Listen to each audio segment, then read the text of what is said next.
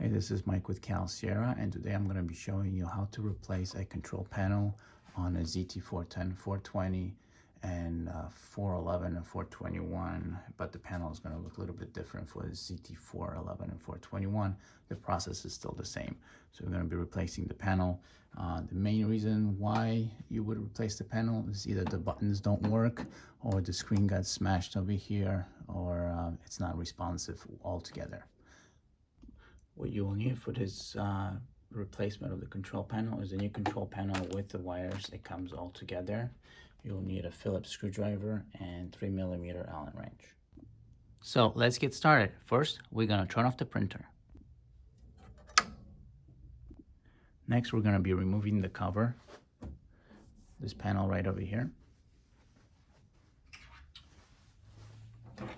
Lift up the media cover using a 3mm Allen wrench. We're going to be removing the top screw located in the center of the printer. Using a Phillips screwdriver, we're going to be removing 3 screws located on the outside of the case on the bottom right here.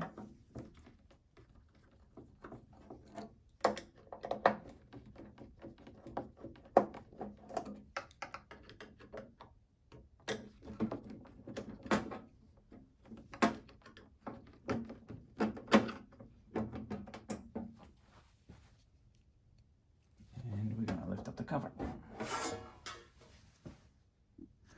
Using 3mm Allen wrench, we're going to be removing 2 screws, 1, 2 over here. We're also going to be unplugging 3 cables, the 2 ribbon cables on the bottom and this gray and black cable right here. So might as well just unplug these here. There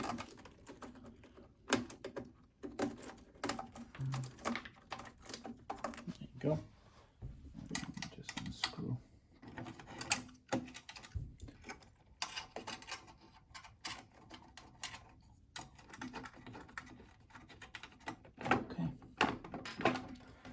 Now, if you know for a fact that your cables have not been affected whatsoever, you do not have to replace them. However, the new panel does come with a set of new cables, which we recommend you replace. But just for the demonstration of this video, I'm just going to replace the panel itself. So I'm just going to unplug these 3 cables here. I want to get my new panel, and I'm just going to simply replug it.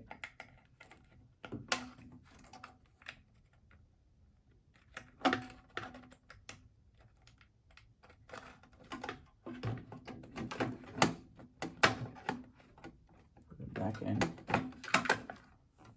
like so. Using a 3mm screws, I'm just going to replace those really quickly.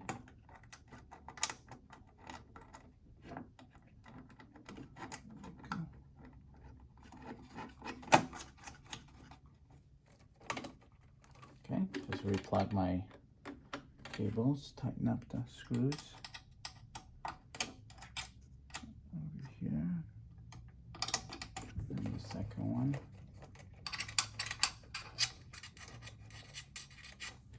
Okay, now just replug the ribbon cables. And we're just going to turn on the printer just to test the panel, make sure it works before we close the cover. Plug in the power, turn it back on.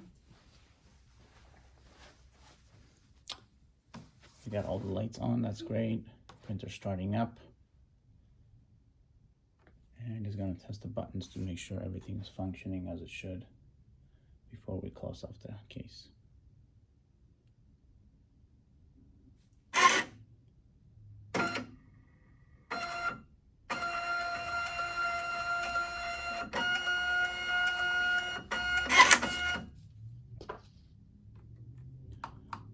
Perfect.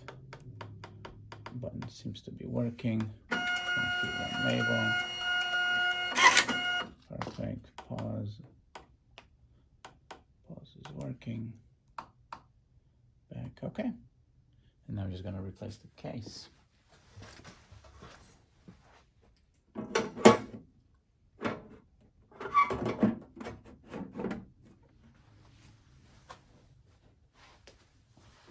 using a Phillips screwdriver. I'm just going to replace the 3 screws on the bottom of the case.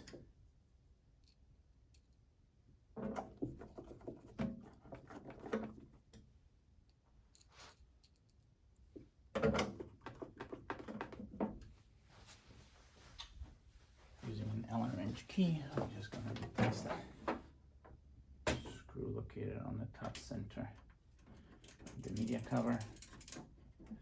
We're going to tighten it up. And this is it.